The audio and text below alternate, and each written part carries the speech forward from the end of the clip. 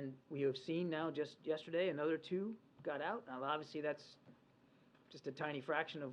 We have said, continue to say, that fuel is an important commodity for life and sustainment in Gaza for the Palestinian people that are still there. And we know that fuel is a precious commodity that's running out, and you need it for generators in hospitals. You need it to run the desalination pumps so that you can drink fresh water and not seawater.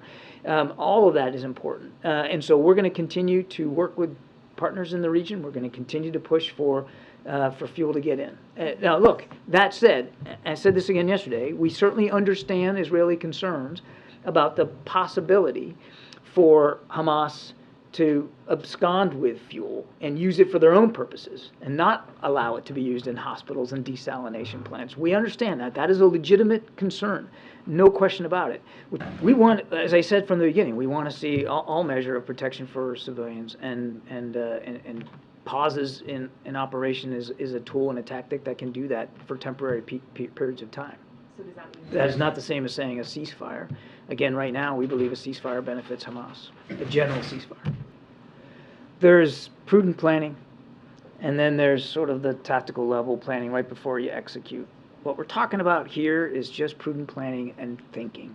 There are no active efforts right now to evacuate Americans from the region, other than what we're doing in Israel, providing charter flights. There's no active efforts.